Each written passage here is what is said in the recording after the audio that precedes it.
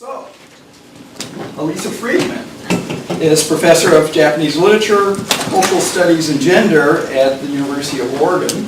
And she's got a really long resume, so I'm not going to go through all of it, but just let me mention a couple of important publications that she's involved in. First of all, she's editor-in-chief of U.S.-Japan Women's Journal, and she's also the chair of the Northeast Asia Council, the Association of Asian Studies, for this academic year. She's published a number of books, which include Tokyo in Transit, Japanese Culture on the Rails and Road, and she's co-edited volumes on Modern Girls on the Go, Gender, Mobility, and Labor in Japan, and many other things. But I don't want to get between you and her talk, and so we'll have plenty of time for both the presentation and for some conversation and questions and answers afterwards, and please continue meeting. Please eat, yeah. So thank you. Thank you so much. It's an honor to be here, and thank you for the generosity of the 20th Century Research Fellowship. It's been amazing using the Prange collection. I keep pronouncing it wrong because I keep reading the katakana, the Japanese. And your library is spectacular. Thank you, and thank you all for coming. I have a bit of a PowerPoint addiction, so I only have 65 PowerPoints for you today. That's few for me. An average 1-hour class is about 120 PowerPoints. But I gave a talk here, and this is my second trip to Maryland, and again, I'm honored, and I have a lot to thank to Professor Mayo, who has been one of my biggest supporters and inspirations behind my work, who is a true founder of Japanese studies. And thank you, and it's amazing. Thank you. I know a lot of you are very busy for taking the time to come today. So I gave a talk here that gave an overview of my book project back in 2018. Thank you for coming to that. So today I figured we'd dig deep into this photograph. And you'll keep seeing this photograph come up a few times, and I'll explain more about that. And I'll rely on you art historians for helping me to look more closely. So, again, your suggestions are very welcome, and instead of presenting very polished work today, I'll mainly share some thoughts that have come up using the collection this week and how I'm contextualizing this work, especially in the first part of my book project. But just to give you an overview, and you'll see many of these women standing here. This is in front of Columbia University in July 1951. Many of these women were the same women in this photograph, because they are part of the Garioa class of 1951, which I'll focus on today. So my project studies between 1949 and 1966, about 4,713 Japanese students came to America under military fellowships, and later what became the Fulbright program in Japan. I chose this time frame, and I'll explain more about that. But I'll be focusing on the Garioa program, which is also called in the Prange collection SCAP fellowships. And I've been trying to unpack some of the language of democracy. But this group included 651 women, which is actually less than 20% of the group. But that's still a lot of women. That was more than I expected to find. They were also supported by a host of private scholarships through universities and foundations. So a lot of my project is researching fellowships and how fellowships represented kind of cultural diplomacy at this time period. Among them were women who became leaders of fields ranging from economics to athletics. And please notice in many of these photos, women are wearing kimono. In fact, I found an interview with one woman who just said, "Make it stop. I'm so tired of being asked to wear kimono to events." They didn't wear kimono all the time, but many of the women packed kimono because they thought that that's their expectation, to sort of both fit in and somehow look different. And we'll discuss those ideas. So some ideas I'm looking at in my book, I'm looking at how, and I have very verbose slides. I won't read them all to you, but if you're interested, you could take a photo or I could bring them back and we could hash them out more. Maybe those of you, if you have any suggestions pedagogically, I tend to throw a lot of information out at my classes and at talks. Maybe sometimes I'll learn to throw less out and go deeper, but you'll get a lot of information. But my project's looking at how at a time when the housewife was held up as a middle-class ideal for Japanese women, the students who studied abroad, many of them did become housewives, and many also worked at the same time. And I'm learning how many of them work for the occupation. I'm finding many names. So as I've been going through library documents, I've been reading the documents two ways. I've been reading their content, and I've also been looking at the names of their translators and seeing a lot of familiar women, which has been very nice. So my project's driven by interviews, and I'm a literature person by trade. So I'm trying to learn how to deal with live research subjects, which has been a different, exciting training for me. But I'm trying to capture a forgotten part of history, which is how a lot of the women who worked for the occupation later became translators of literature, of history, and really helped shape the field. So I argue that ideological fellowships like those sponsored by SCAP, by the US military, paid off in unexpected ways for women in their personal and professional lives, and gave rise to the field of Japanese studies as we know it today. So equipped with new learning and overcoming gender biases, exchange students became a hidden force behind post-war development who changed women's roles in Japan and the US. So what I've been exploring, my book has two parts. The first part I look at how Japanese women were able to come to the United States, primarily for graduate school. And I've located 13 Japanese students who came to the University of Maryland between 1949 and 1966, including 2 women. And many of the Maryland students studied science. One of the women was in organic chemistry. The last part of my book, I delve into some of these women and their academic and cultural production. But here's just some of the many, many books produced by former Japanese exchange students. And I'll show you, I love your billboards outside in the hallway, because I think faculty book covers should be promoted. So again, I focus on scholarships because scholarships, one, show a belief in education in changing international relations. There were, and this is actually in the 1940s, 1950s, before 1964, scholarships were really the only way Japanese people could study in the US too. Because you were only allowed to take about $200 out of the country. You couldn't take Japanese yen out. So if you didn't have a sponsor in the US, it was very difficult to study, unless you had rich family members. So scholarships really provided the apparatus for study. They also provided the professional and social networks. And that's something I've been learning at the Prange collection too, the language of democracy behind, and I'll talk more about the scholarships. But Marlene has had really excellent insights for me in that a lot of what went on in pre-war Japan helped make this post-war program possible. So hopefully we could discuss that. So here's my most verbose slide for you. You do not need to read it. It's also probably my most boring slide in terms of text. But I just wanted to give you some reasons why I decided to come here and hole up in the Maryland room for 8 hours a day this week. And I'm very grateful to your graduate students in library school for putting up with me and pulling, I think I've requested now more than 195 texts. But I came here not to write an institutional history, there've been several of that, but I really wanted to learn about the political and intellectual social climate that made study abroad possible in the 1940s and 1950s.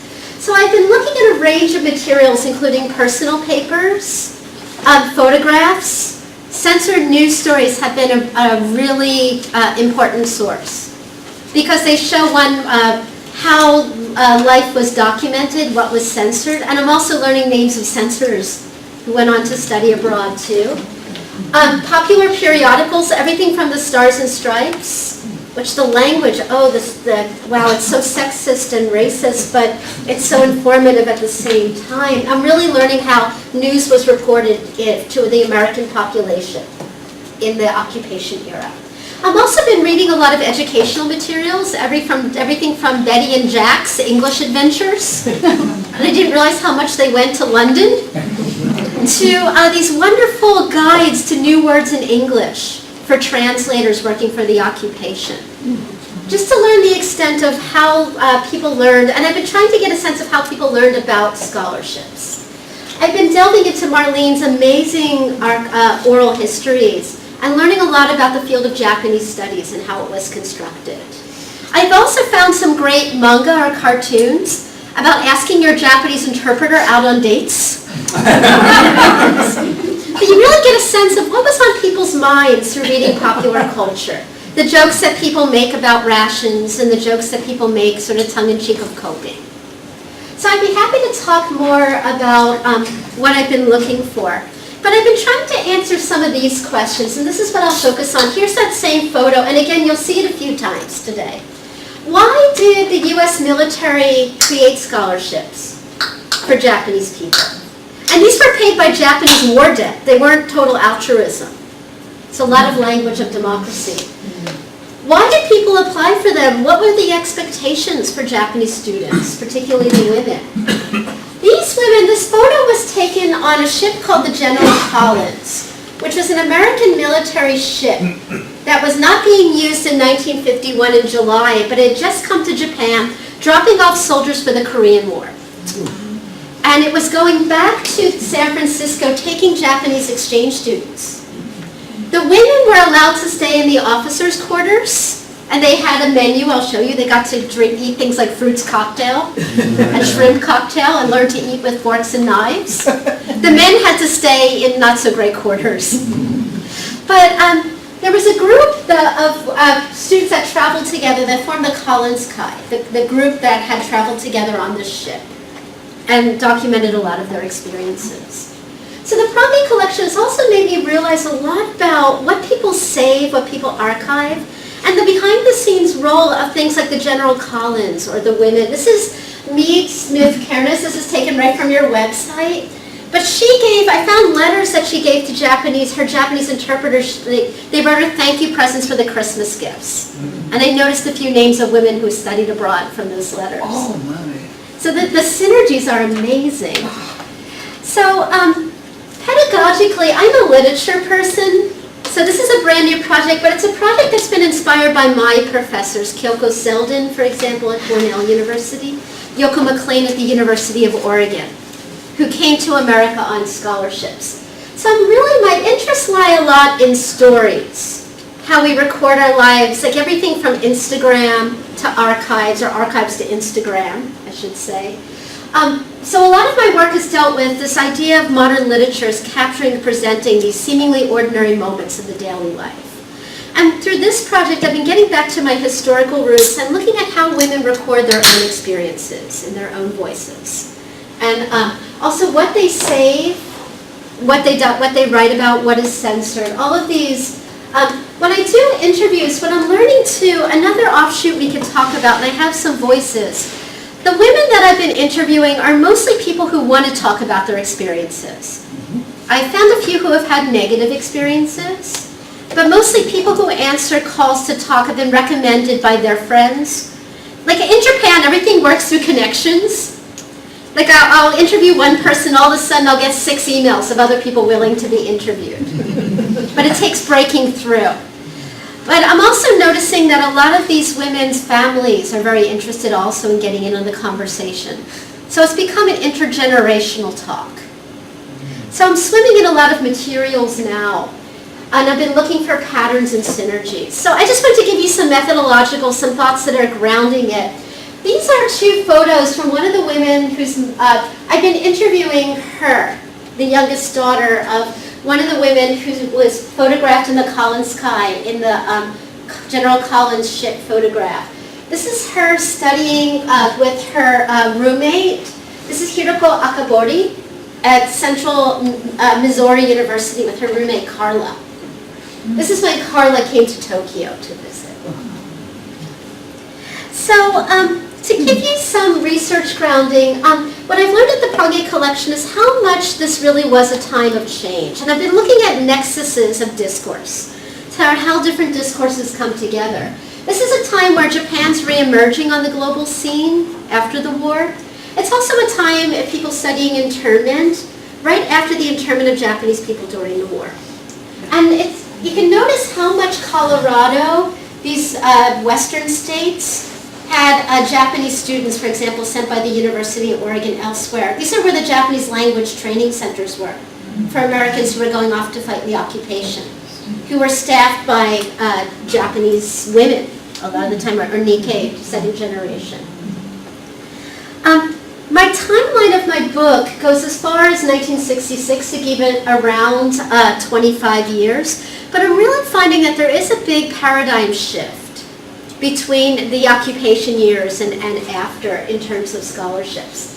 Also, other landmarks, it's a little known fact that the biggest year of Japanese students in the United States was 1951. I didn't realize until I started this project, but that's the peak. In part because of scholarships, in part because American universities were having falling enrollments in 1951 because of the Korean War. So they had more spaces for international students at that time, and they could accept more people. Also, other things that mark this peak, Japanese reforms in education, especially around 1947, co-education of universities in Japan, also the growth of American universities, and the liberalization of Japanese travel. So when you think about it, after the war, even before, exchange students were one of the first groups of people who were allowed to travel. Athletes and exchange students. This is a passport. This is Hiroko Akebori's passport, actually, who was standing with her roommate, Carla. It's amazing what people save into their 90s. One passport would be issued for one trip. You wouldn't get a passport like you get today. That's good for 5 or so years. When you're going on a trip, you need to apply for a passport, and it would be good for only 6 months and one trip at that time in Japan. And there was a joke among the people who did passports that they were not allowed to smile in their passports, but they were smiling in their chest x-rays. Because you had to bring a chest x-ray with you from Japan with your passport, because of fears of tuberculosis at the time. So another thing I've been delving into your archives are magazines for American travelers when travel's being opened up in Japan. Americans were not allowed to freely go to Tokyo until 1947. And then there's a lot of Japan Travel Bureau travel news, which I made Kana pull for me, has been really informative in this cultural climate of travel. So just as travel was both cost prohibitive and difficult for ordinary people, few women could afford to attend higher universities in Japan before the war, really through the 1960s. Colleges and universities, particularly before 1947, universities for women were often schools that focused on English language or vocational schools. The equivalent to a lot of these universities to American education would be what was called a junior college. So a lot of the women who came to study abroad, who had gone through the older system pre-1947, had to repeat 1 or 2 years of their undergraduate education when they came to the United States. So these scholarships that I've been looking at are scholarships that were supposed to be for graduate students. So education, too, was also hindered for women by the belief that women's education was frivolous because they would not be able to hold a full-time job, or that they were supposed to be housewives or good wives and good mothers. Postgraduate education was seen as especially extravagant, and this is why Gario and Fulbright were important scholarships, because this was a hindrance to fundraising. And I've been finding some documents, why should we fund the scholarship for women if women aren't going to hold productive careers, so-called productive careers? One of my informants said that if one of her brothers hadn't died as a child, she probably wouldn't have been able to study abroad. She kept calling herself a boy substitute. These women I've been interviewing are tough cookies. So U.S. study abroad, this is something Marlene's been helping me think through, was made possible by Japanese educational advancements. For example, co-education in Japan. Education was compulsory in Japan since 1872, but this was extended in the 1940s. And but before 1947, again, these universities for women were mostly Christian universities that focused on English for very elite women, or teachers' colleges. And Marlene can help me fill in more.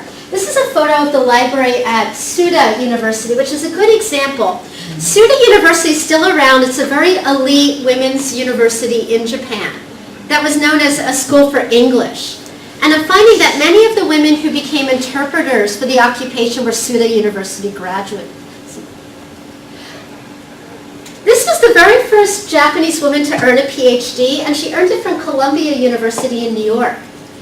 She actually wrote, maybe some of you grad students may appreciate this, she wrote a PhD dissertation called Mental Fatigue, which she mainly wrote about herself.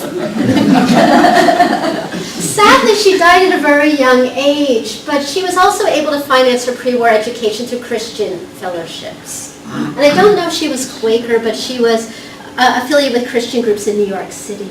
Maybe Marlene knows about her. But to give you more context about some of the women who studied abroad in the Garioa class of 1951 and these early 1951 classes, this is my former colleague Yoko McLean at the University of Oregon. The photo was taken at Suda University in the mid-1940s. Yoko McLean had gone to Suda University in 1942 to study English. And people who studied English at that time were looked upon with a bit of suspicion. But like many schools and universities, Suda was closed during the war, and the president, who was a very famous women's educator, Hoshino Ai, had decided to keep the students safe by creating factories on campus, instead of closing the school and sending them all out in different directions. So as a result, Yoko and her classmates only received 2 years of education. So when Yoko McLean applied for a Garioa fellowship in 1951 to study abroad, she had to repeat some of her undergraduate education at the University of Oregon, because she only had 2 years. Any questions so far? Am I making sense? So the Prange collection, I've also been looking into entertainment and educational media that sort of show the construction of the female student.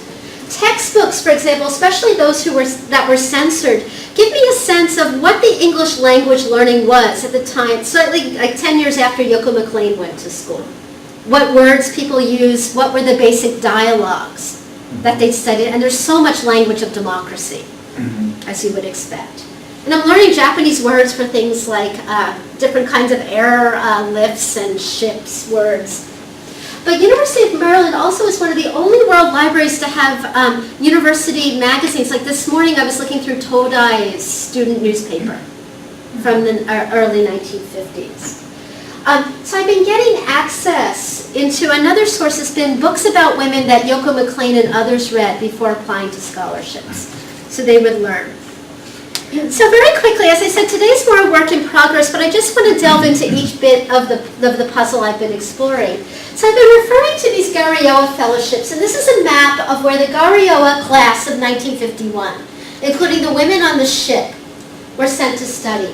You'll notice that none of them were sent to the deep south at that time, but some studied nobody's in Texas in this class. There are a few in Louisiana, so I take that back. Some did go to the south. But the Garioa was a program that was established to, not so much to help Japanese people get master's degrees. These are Japanese students who are entering master degree programs. But this is a 1-year fellowship. But the idea behind this program was by enrolling these Japanese students in master's programs, they will learn American democracy. This was very frustrating to the Japanese students who thought, wow, I have 1 year to earn an MA. I better get to work, especially if I have to repeat some of my undergraduate education. But in fact, there's documents from the US military saying, stop studying so hard. And instead go to church, join groups. Your goal is not to earn that MA, just to go to MA classes. So a lot of that language had to be clarified. The very first group to be sent was in 1949, and that was 53 teachers, including 2 women. One was a professor. And in fact, the first group of American educators to go to Japan was under the Fulbright program in 1952, and that also included 2 women. One was an astronomy professor from Vassar. But this cohort in 1949 was handpicked by educators, a committee of educators working with SCAT. The second cohort, the scholarship was made public. And I found some documents in the Prange collection talking about how it was advertised through exhibits in CIE libraries, through radio programs like Women's Hour and Young People's Hour. It was also traveling exhibits of students' photographs and about their experiences to try to promote this, and other advertisements on college campuses. One of the main ways my informants learned about it was through word of mouth. So the first time it was opened, more than 8,000 people applied for only about 200 spots. Less than 6% were accepted. And I'll talk about how they were able to go. At first, the cutoff age was 36, but later that was extended to 41. The reason was that the U.S. military thought that Japanese people needed to catch up with the U.S. education system. And they also thought that Japan had fallen behind, so they wanted to include more people who are already in the Japanese workforce, who had experience as translators, interpreters, instead of 18-year-olds fresh out of school. Which led to a lot of, I've been interviewing women and reading documents saying, Mrs. Tanaka is 29 years old. She's very upset that her roommate is 17. These young scholars also came at a time with a very racially divided United States, and have had some very interesting insights. So the main difference between this Gariowa and the Fulbright Fellowship was that the Gariowa students had to take a test, and they have a very wordy slide about that next. They had to do an interview, and importantly, they had to do 3 health checks. Fulbright students, when Fulbright started in Japan after the occupation ended, and Fulbright had been founded in 1946, but it was opened in Japan from 52. Fulbright, the students applied to graduate school and to Fulbright, and had to get accepted to both. So Fulbright's more targeted at the students' expertise, where the main part of the Gariowa program was to learn American democracy. Fulbright also, so Fulbright didn't have a test. It was an application process. Fulbright didn't have as much of the language of acclamation. It also didn't, the Gariowa students got the same benefits that American GI Bill recipients got. So Gariowa paid for their way to the United States, gave them $100 in travel funding, which was a huge amount in Japan at that time, and a monthly allowance. They didn't live rich, but they were able to buy clothing, things like that. In fact, one of the women was arrested for shoplifting in the Gariowa class of 1951, the bad girl, who gets deported back to Japan and institutionalized. She claimed that it was for financial reasons that she wanted to sell the gloves. So I don't know what the ideologies are behind it. Also, for the Gariowa, the students were not allowed to choose the universities they attended. That was chosen by IIE, the International Education Institute in New York City. And I have found complaints by students, and I'll show you a few, complaining about where they were sent to school, but geographically, they all wanted to go to New York. Also, some of them were sent to small liberal arts colleges, and they wanted to be at a school like Maryland with more resources. So the differences are really illuminating. So Gariowa was really meant, this is a quote from the U.S. Army on one of the 1950 reports, that it's not entirely scholastic. The main goal is for the students to take full opportunity to learn about American democracy. And you see this language of democracy keeps coming up over and over again for students to participate in the democratic life of the United States. Gariowa also extended to Okinawa, and it lasted longer in Okinawa until the reversion in 1970. But the Gariowa recipients had to go back to Okinawa. That was part of the stipulation. Japanese Gariowa students did not have to, from the mainland, did not have to go back to Japan. Men, I haven't read about many men who stayed, but some of the women who stayed got married to Americans or became some of the first Japanese language professors in the United States, and we'll talk about that. Any questions so far? Feel free. So another verbose slide, but I just wanted to give you a sense of, so the students learned about it through advertisements, and I have heard many cases of students who applied with friends. And when you applied for the Gariowa, there were 10 testing centers around Japan. If you were in Hokkaido, you could take the test in Hokkaido. But if you passed, you had to self-finance your trip to Tokyo for the interview, which was expensive, because you had to stay for about a week for the health test and everything else. If you were in Tokyo, you were a bit luckier financially. Students also took, there were cases where some students, like one of my informants, Kazuko Inoue, took it with her husband. He failed. She went. I've also been researching the Noda sisters, two twins who studied at University of Oregon. One of the Noda sisters was married to Kurata, they wrote a book. All three of them came to Oregon together. Class of 1951. So when they applied, they had to submit an application in English. So this is a population that speaks English very well. And in reading their applications, I keep noticing many of them keep writing SCAP interpreter, over and over again. They had to write a personal history, and they needed recommendations in English. So many recommenders from their church authorities and from the Girl Scouts. They also had to take a test, and the test had different parts. For example, there was a section of opposites where the students had to choose antonyms. And you can tell by some of the words they're very in the language of democracy.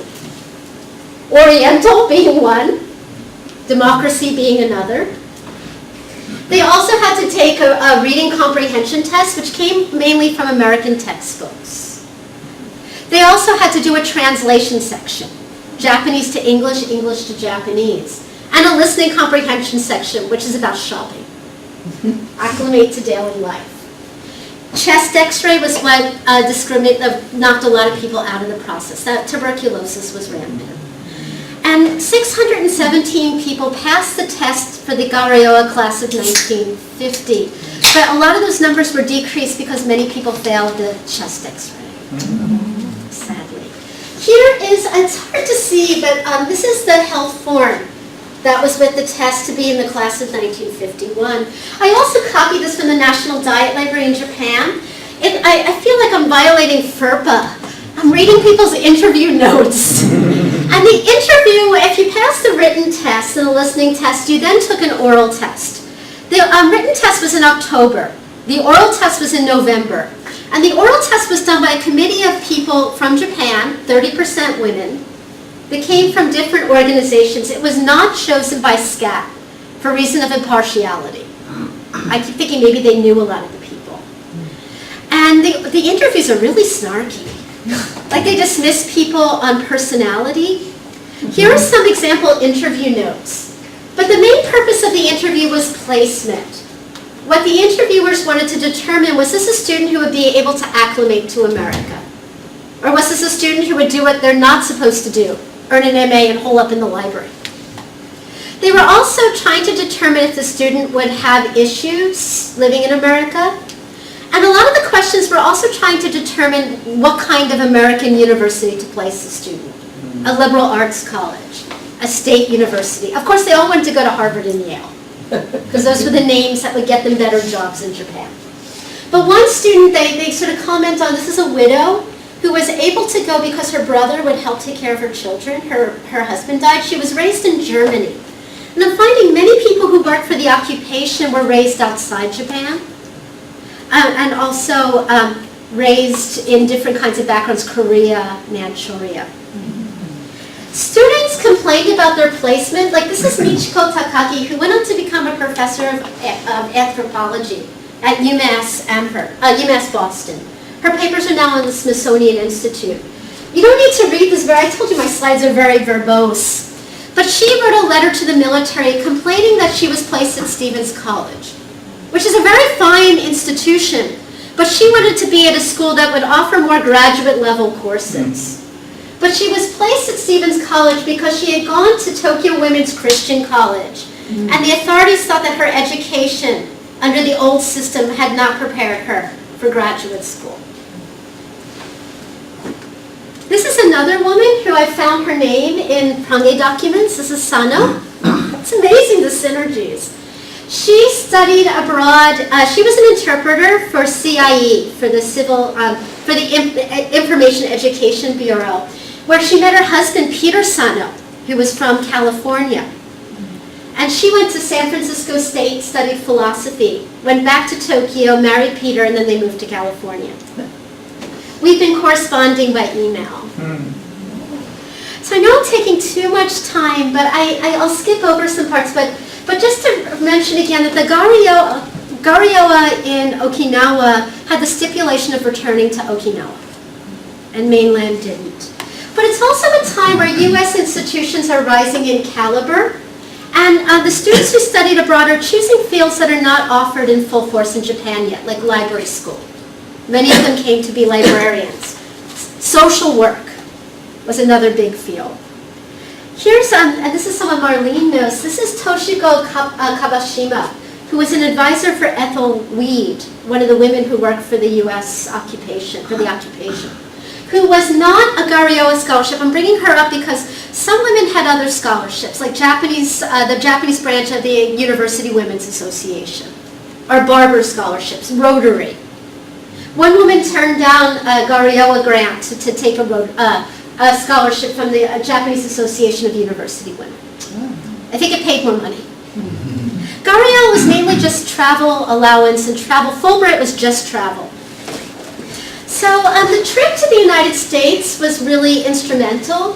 One, because there were 3 sets of orientations that these students went through. First, they went to an orientation right before they got on the ship. And some of them took another famous boat called the Hikawa Maru to Japan, to the United States. On the ship, there was an orientation where they divided into groups. And then they had a 6-week orientation when they got to the United States. This is a postcard from one of the women, written from the General Collins, one of the women in the photograph. Being on the ship was also where many of the women and men met their later spouses. As one woman put it, there was not much else to do. I love this photo. This is people from the Garioa class of 1951. They were all allowed to take one suitcase, getting ready to go on the boat. Mass chaos. And I've talked to Kazuko Inoue's daughter, who's now a professor at the University of Tokyo, and this is what she remembers, seeing her mother being swallowed by this big gray ship. They asked her, she was a tiny girl, little girl, and they asked her if she wanted to see her mother's room, and she was too scared. So orientations, there were informal orientations. Stars and Stripes reports some orientations. At libraries, the YWMCA offered a course for Japanese women to learn about Japan, so they could explain Japan to Americans. Also, table manners.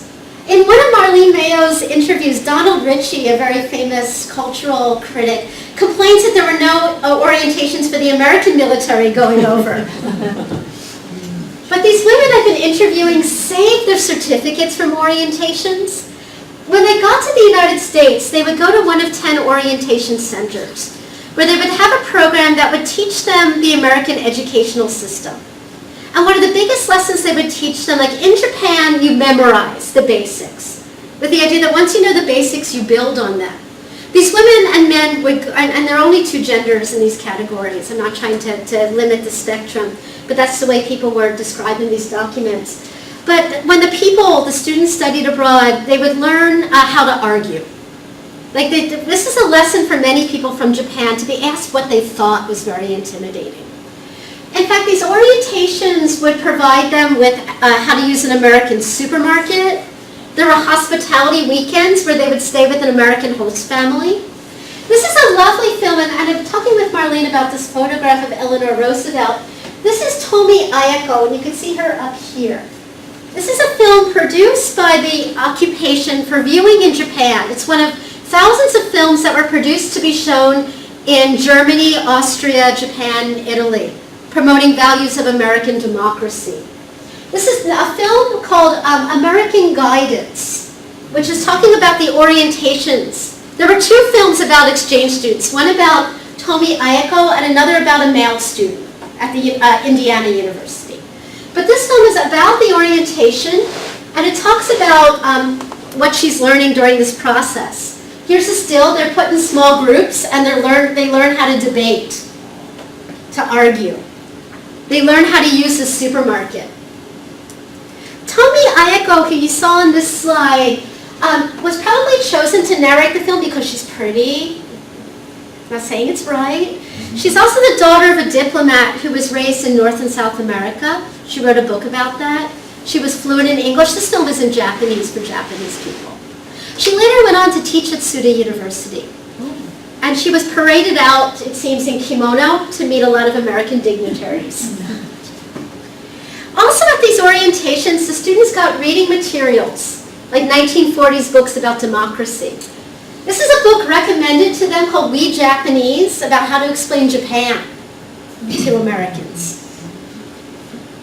Also, exchange students wrote books for themselves. Like, this is a lovely guidebook by the Gariowa class of 1951. Some of the women on that boat were 16 exchange students wrote a book with real advice.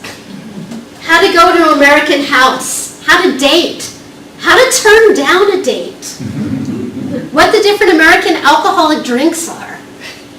Knowledge that they thought the exchange students wouldn't learn at other orientations. This is actually a student group I've been researching, exchange student group of Gariowa and later Fulbrighters that would meet in Tokyo. Let's skip ahead. So there's an emphasis that I'm learning in the Prange collection about acclamation for these students. This is my colleague Yoko McLean on the cover of University of Oregon's catalog in 1955.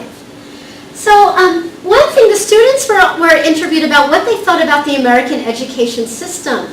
And one thing I keep reading come up is, everyone's so friendly, but I wish they'd be a little quieter, is a common quote. The students talk about democratic learning, where students engage more with their professors. So there's also reports of students' problems. The biggest problem that's reported, students are studying too hard. Is that true of undergrads? Of course. And they're not joining enough clubs. Or students were put into the wrong kind of university. They needed a school with different resources. The U.S. Department of Army actually sent people who were working for the occupation and for IIE to visit the Gariowa class of 1950 to check on them and see how the program was going. And it's no distinctions made in the reports between the goals for men and women. Everybody has the same goals to learn about democracy. But this is also a time where some of these students were the only Japanese nationals on their campuses, which presented certain issues. So just to wrap up a few more thoughts, the students were supposed to fit in yet be different. And this is a cover of the Institute of Education, IIE's news bulletin. This is Sumiko Yamamoto dressed in kimono for a talk that she gave on women's status in Japan at a school in Massachusetts. And I love the text in the inside cover. Miss Yamamoto confessed that she's never worn a kimono. Her mother insisted on making her one before she left. Male students seem less having to be played this ambassadorial role. I haven't talked with any men who brought kimono. But it seems like women weren't forced to bring kimono, but many of them did. They sort of cheated. They cut it into pieces to make it easier to wear. Like, how many of you have worn a kimono before? It's really hard to put on by yourself. In fact, one woman has a wedding photo of her kimono tied all wrong because she wanted to wear a wedding dress and that's all she had. She met her husband on the Kikawa Maru, another boat, and she got married in the kimono she brought. But also, here's that quote from the student at Ohio State University, wishing that people would stop asking her to wear a kimono. But I've been trying to unpack here at the collection what the role these women were supposed to play in cultural diplomacy. And I keep seeing the kimono, not so much in the documents I found here, but in cartoons or in other discussions, that kimono represents Japanese womanhood, if you will, in certain kinds of cultural imagination. But these students, you saw that photo of them all bringing their suitcases on the ship. How do you fit a kimono in there and yet bring all your textbooks and everything else? Some women I've talked to use the kimono to secretly put in money or lacquerware to sell in the United States to help finance themselves. Others were not able to bring things because they brought kimono.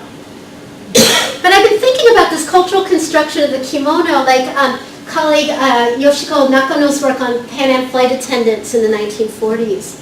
Or here's a newspaper article from 1950 from the class of 1951, a Rotary event.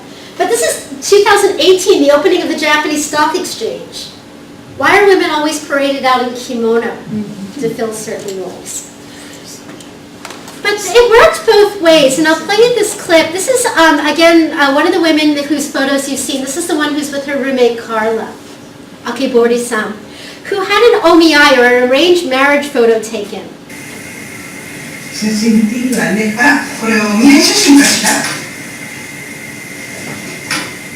そうそうそう、お見合い写真。いやね、いや言って。Just to give you a sense of her voice, sadly, I was not able to meet her. I've been talking with her daughter. And her daughter's been doing several interviews with her mother thanks to this project, which makes me feel really happy. And I'll tell you some more stories like that. But she was interviewing, her mother lives in a home in Tokyo because she's unable to live on her own.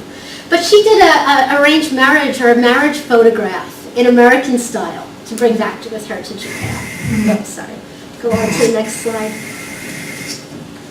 So those are the sort of the project side. The next part of my project, just take 5 minutes of context. The first part looks at the information I've collected, the scholarships, the synergies, how these women studied abroad, what they were supposed to do. What these women became is quite interesting. Many of them who went back to Japan were hired for their English abilities. Thank you for coming. They worked in diverse jobs being interpreters. They translated dissertation abstracts. They worked for Tokyo Disneyland. Those who stayed in the United States went on to become language teachers, professors, translators. And it was an interesting tipping point where there wasn't much American educators of professionals here in the field of Japanese studies. Marlene was one of the first. Yeah. You're amazing because you were one of the first people to get a PhD in Japanese history. Yeah, the second. For example, here is Kyoko Selden and Noriko Mizuta on the campus of Yale University. This is actually Monterey, California. This was taken in 1961. They both became Japanese literature professors. Kyoko Selden, language and literature at Cornell. Noriko Mizuta became the chancellor of Josai University in Tokyo. This is Fumiko Ikawa-Smith getting a Lifetime Achievement Award for her work in Japanese anthropology at McGill University. She came to study at Harvard, or Radcliffe at that time. The students could take classes at Harvard, but they took their tests at Radcliffe because Harvard wasn't co-ed. But Fumiko Ikawa-Smith came over. She was just Fumiko Ikawa.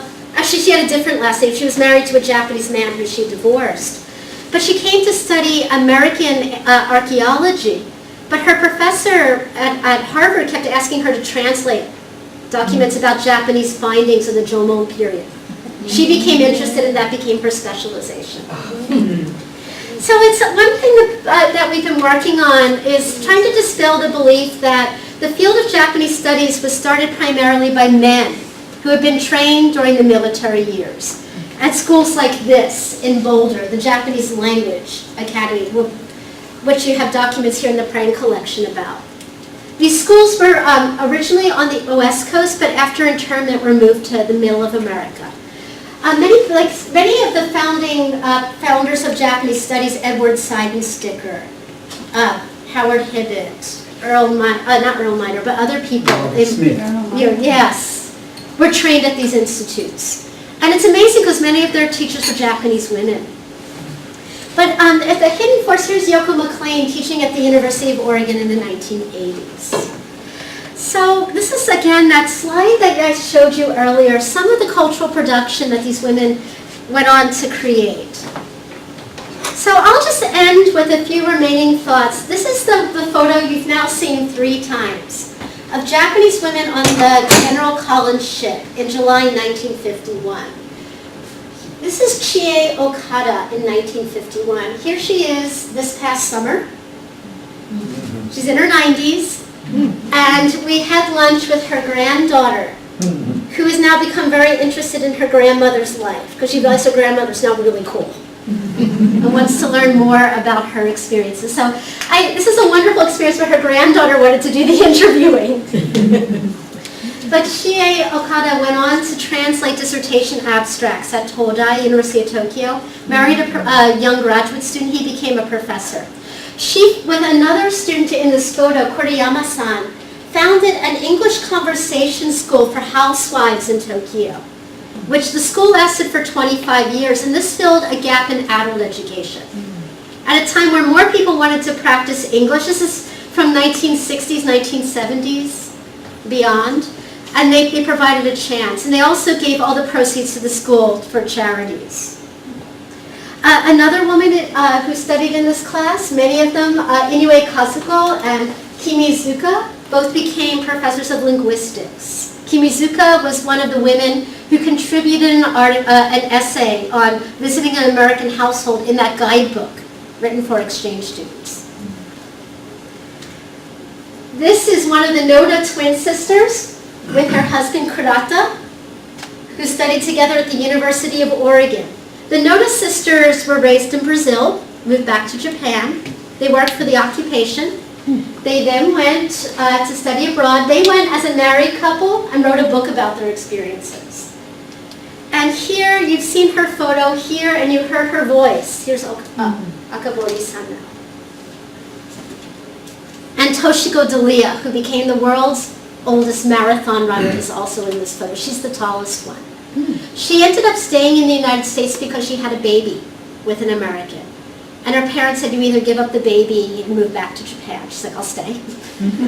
And she remarried, and she started running marathons at age 46. So this just gives you a sampling of what I've been finding. I just wanted to put this in because this project has led to a spin-off, and also Marlene's oral histories have inspired this, that we also would like to create a database related to this project of American women who helped found the field of Japanese studies, like Marlene. And this is some of the cultural production by the generation of women in America who went to graduate school in the 60s, 50s, 60s. This is just the tip of the iceberg. There's so much. So thanks to the fellowship, I've been able to do more than 12 things. I'm limited because it's the bottom of the slide. But I'm really grateful for this week, and wish I could stay for like a year. So thank you so much, and thank you for listening.